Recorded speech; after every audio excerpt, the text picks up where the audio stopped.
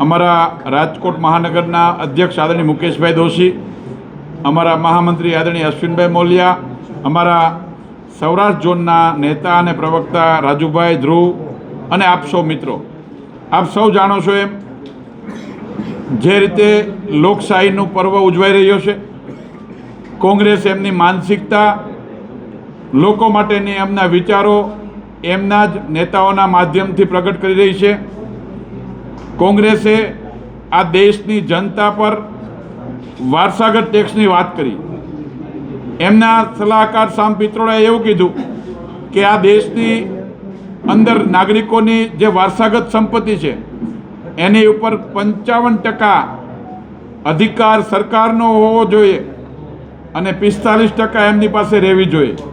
એનો મતલબ કે આ દેશની જનતાની એમના બાપ દાદાએ બચત કરેલી, એમના પરસેવાની કમાણીથી ભેગી કરેલી સંપત્તિ એ સરકારને અપાવીને એ સંપત્તિ પર એમના પૂર્વ વડાપ્રધાન મનમોહન સિંહે કીધું હતું કે આ દેશની સંપત્તિ પર પહેલો અધિકાર મુસ્લિમ સમાજનો છે.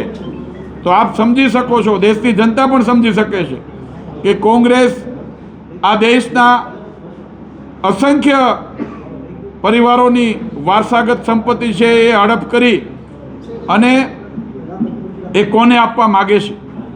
એમની માનસિકતા છતી થાય છે. વર્ષો સુધી આ દેશમાં ગરીબી હટાવવાના નારા સાથે ગરીબ લોકોના લાગણીને સહાનુભૂતિ જીતીને સત્તા પર બેઠેલી કોંગ્રેસે વર્ષો સુધી દેશમાં રાજ કર્યું, પરંતુ મિત્રો ક્યારેય ગરીબી હટી નથી. ગરીબીની સંખ્યા વધી છે. એમની કરણી અને કથની અલગ અલગ હતી. એ આ દેશની જનતાએ બહુ સારી રીતે જોયું છે.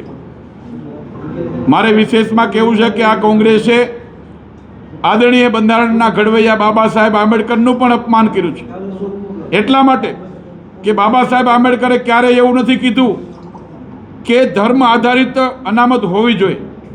એમણે ધર્મ આધારિત એક અલગ પ્રકારની રાજનીતિ, એક વોટ બેંકને સાચવવા માટે ધર્મ આધારિત કોંગ્રેસે અનામત કરીને ઓબીસી સમાજના લોકોનું પણ ખૂબ મોટું અપમાન કર્યું છે. ત્યારે આજે લોકશાહીનો પર્વ સમગ્ર દેશમાં ઉજવાઈ રહ્યો છે. જે રીતે 10 વર્ષથી એક સામાન્ય પરિવારનો દીકરો દેશના વડાપ્રધાન તરીકે વસુધૈવ કુટુંબકમની ભાવના 140 કરોડ દેશવાસીઓને પોતાનો પરિવાર માની એ પરિવારના નાગરિકોની સુખાકારી માટે એમની જરૂરિયાત શું છે એને સમજીને જે રીતે સૌનો સાથ, સૌનો વિકાસ અને સૌના વિશ્વાસના મંત્રને ચરિત્ર અને સમગ્ર વિશ્વની અંદર પણ હિન્દુસ્તાનના વસુધૈવ કુટુંબકમની ભાવનાનો મેસેજ આપીને જે શાસન કરી રહ્યા છે, દેશની જનતાએ મન બનાવી લીધું છે.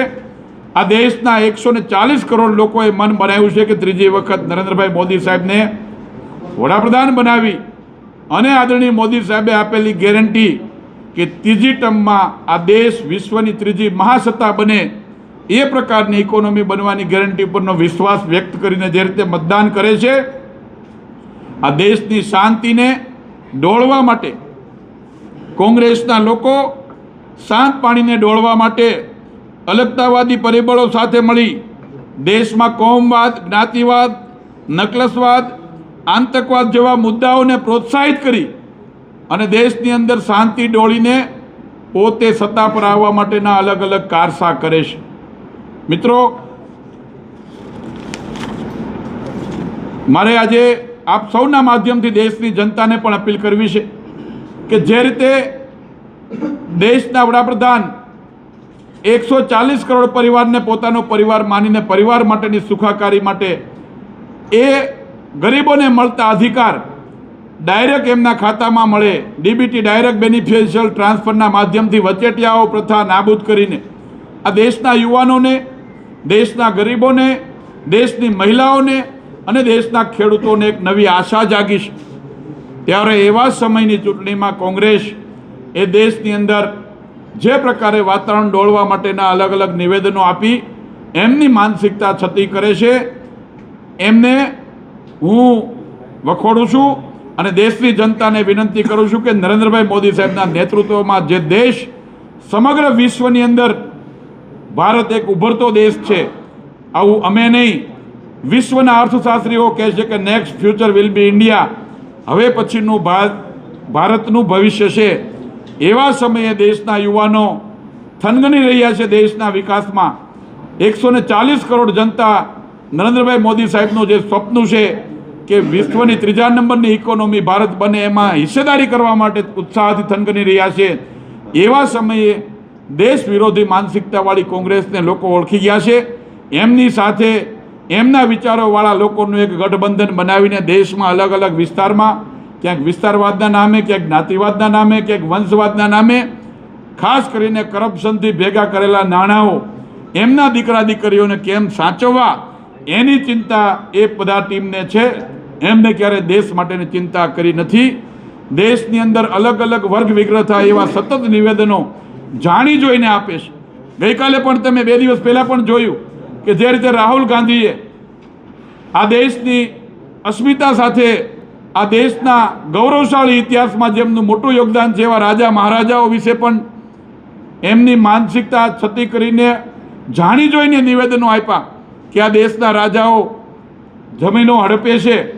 મારે રાહુલ ગાંધી અને કોંગ્રેસના મિત્રોને કહેવું છે કે આ દેશની અંદર 562 રજવાડાઓએ પોતાના રાજ અને એમની મિલકતો આ દેશને સમર્પિત કરી છે, એવો એમનો ગર્વો ઇતિહાસ છે. અને એમાં પણ સૌરાષ્ટ્રમાં આપણે બેઠા છીએ.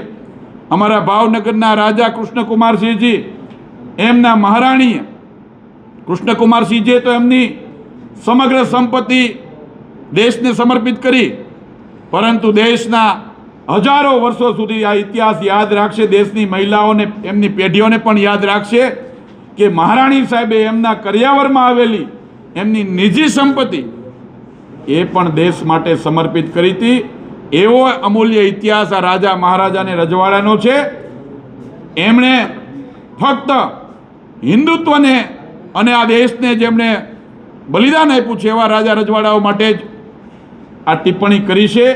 એ વખતે પણ અમુક રજવાડાઓ વિલીન નહોતા થયા. આપ સૌ જાણો છો જે રીતે મોગલો, નિઝામ, રજાકારોએ જે રીતે દેશની જનતા પર વર્ષો સુધી અત્યાચારો ગુજાર્યા હતા, એને યાદ નથી કરતા. એનો મતલબ કે કોંગ્રેસની માનસિકતા કોને ખુશ કરવા માટે આ નિવેદન આપે છે એ પણ હવે દેશની જનતા ઓળખી ગઈ છે. ત્યારે મારી સૌ દેશવાસીઓને વિનંતી છે કે દેશની અંદર એક જ્ઞાતિથી બીજી જ્ઞાતિઓની વચ્ચે વૈમનસ્ય ફેલાય, જ્ઞાતિવાદ ફેલાય, કોમવાદ ફેલાય, દેશમાં પ્રાંતવાદ ફેલાય, આ દેશને ટુકડે ટુકડે કરી આ દેશની જનતાને અલગ અલગ કરીને તૃષ્ટિકરણની રાજનીતિને પ્રોત્સાહિત કરીને કોંગ્રેસ સત્તા પર આવવા માગે છે. ત્યારે દેશની શાણી જનતા 140 કરોડ દેશવાસીઓએ પોતાનું મન નરેન્દ્રભાઈ મોદી સાહેબના નેતૃત્વમાં બનાવ્યું છે. અને આ પ્રકારના નિવેદનો આપનારા લોકોને પરિણામના દિવસે દેશની જનતા એમનું સ્થાન બતાવી દેશે. હું સ્પષ્ટ કહું છું કે પરસોત્તમભાઈ રૂપાલાથી જે કંઈ ભૂલ થઈ હતી એમણે પોતે સ્વમુખે 3 વખત માફી માગી છે. અમારા પ્રદેશ અધ્યક્ષે 3 કીધું છે, વારંવાર માફી માગી છે. અને જ્યારે કોઈ ભૂલ થાય ત્યારે એની માફી માગવી જ જોઈએ એવું અમે પણ માનીએ છીએ. મેં પણ મીડિયાના માધ્યમથી વાત કરી હતી. વાત કોઈ સરખામણી માટેની નથી, આ દેશની અસ્મિતા સાથેની વાત છે. આ દેશમાં વર્ષો સુધી જેમણે રાજા રજવાડાઓએ દેશની જનતા માટે અનેક પ્રકારના પોઝિટિવ નિર્ણયો કર્યા છે ને આપણે બધા જાણીએ છીએ. આ ખૂબ ગંભીરતાથી એમણે કીધું કે રાજા રજવાડાઓ જમીન હડપ કરે છે. મારે રાહુલ ગાંધીને કહેવું છે કે એ રાજા રજવાડાઓ છે, એમણે એમની સાથે કામ કરતા એ ગામના સામાન્ય ગરીબ પરિવારને, એ ગામની અંદર મંદિરની અંદર પૂજા અર્ચના કરતા એ સામાન્ય વર્ગના લોકોને પણ જમીનો આપી છે.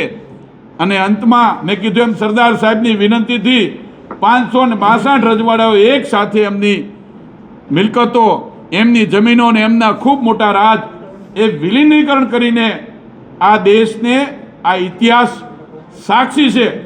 એટલા માટે આ નિવેદનને વખોડવું પડે કે આ દેશની જનતાનું અપમાન છે, દેશના ભવ્ય અને દિવ્ય ઇતિહાસનું અપમાન છે. રૂપાલા સાહેબે નિવેદન આપ્યું પછી પાછા કિરીટભાઈ આપ્યું, એટલે બંનેએ માફી માગી છે. બની ગયું એવું નથી. બંનેએ માફી માગી છે. હવે ત્રીજો કરશે, પછી ચોથો આપશે, પછી પાંચમો. બંનેએ માફી માગી છે. રાહુલ ગાંધીને પણ વખોડવું જ જોઈએ 100%. એને માફી માંગી. બાપુ રાહુલ ગાંધીને પૂછો, નિવેદન આપ્યું પછી માફી પણ નથી લીધી. માંગવી જોઈએ. તો વાત એ જ છે. રાહુલ ગાંધીએ તમે એમ કીધું કે રાહુલ ગાંધીએ જાણી જોઈને આપ્યું ને પરસોત્તમભાઈની ભૂલ થઈ છે. એટલા માટે ભૂલ થાય ને તો બધા માટે હોય. રાહુલ ગાંધીએ જાણી જોઈને એટલા માટે આપ્યું કે એણે રાજા મહારાજોની વાત કરી છે, એમણે દેશના નિજામોની વાત નથી કરી, એમણે દેશના રજાકારોની વાત નથી કરી, એમણે મોગલ સલ્તનતે જે પ્રકારે દેશ ઉપર અત્યાચાર કર્યો એની વાત નથી કરી. એટલા માટે મને નહીં 140 કરોડ દેશવાસીઓને શંકા જાય છે કે એક પ્રકારે આ દેશમાં તૃષ્ટિકરણ કરવા માટે આપેલું આ નિવેદન છે. ડૉક્ટર આંબેડકરે બંધારણની અંદર અનામતની વાત કરી હતી, પરંતુ એ મેં એટલા માટે કીધું કે બાબા સાહેબ આંબેડકરે ક્યારેય ધર્મ આધારિત અનામત આપવાની વાત નહોતી કરી, પણ કમનસીબે આ દેશમાં કોંગ્રેસની સત્તા આવી, એમણે ધર્મ આધારિત એક વોટ બેંકને ખુશ કરવા માટે ધર્મ આધારિત અનામતો કરીને ઓબીસી સમાજને જેમની અધિકાર હતો એની ઉપર ત્રાપ લગાડીને બાબા સાહેબની ભાવનાઓને અપમાનિત કરી છે. ભારતીય જનતા પાર્ટીના અમારા આગેવાનોએ એમની માફી માગેલી છે અને હું માનું છું ત્યાં સુધી રાજપૂત સમાજના લોકો પણ ખૂબ સમજદાર વર્ગના લોકો છે અને અમારી સાથે એમના આશીર્વાદ રહેશે. નરેન્દ્રભાઈ મોદી સાહેબ માટે રાજપૂત સમાજે વર્ષો સુધી એમનો અમને સહકાર આપ્યો છે અને આશીર્વાદ આપ્યા છે. પરેશભાઈને મેં કીધું ને, ખાલી એક પરેશભાઈની આખો ગાણવો દાજેલો છે. રાહુલ ગાંધીથી લગાડીને પરેશભાઈ સુધી દરેક જ્ઞાતિ જાતિ વચ્ચે વૈમનસ્ય ફેલાવવાનું કામ કરે છે. અમે ક્યારેય કોઈ જ્ઞાતિ માટે કોઈ વ્યક્તિ માટે ચર્ચા ચૂંટણીના ટાઈમે નથી કરતા. અમે વસુધૈવ કુટુંબકમની ભાવનાની વાત કરીએ છીએ. અને પટેલિયાઓ એ હરકપદુડા નથી, પટેલિયાઓ બુદ્ધિશાળી કોમ છે.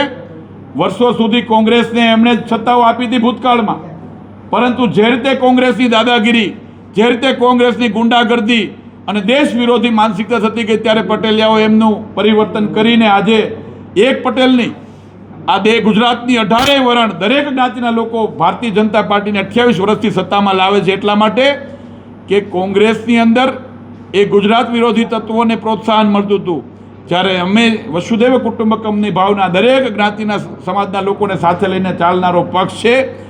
એટલા માટે અમારી વિચારધારા રાષ્ટ્ર માટેની હોય છે, અમારી વિચારધારા દેશના ભવિષ્યના વિકાસ માટેની હોય છે. એટલા માટે અમને બધા આશીર્વાદ આપે છે અને એમને જે બફાટ કરવો એ કરે. દેશની જનતાએ નક્કી કર્યું છે કે ભારતીય જનતા પાર્ટીને આશીર્વાદ આપવા છે અને અમને આપશે.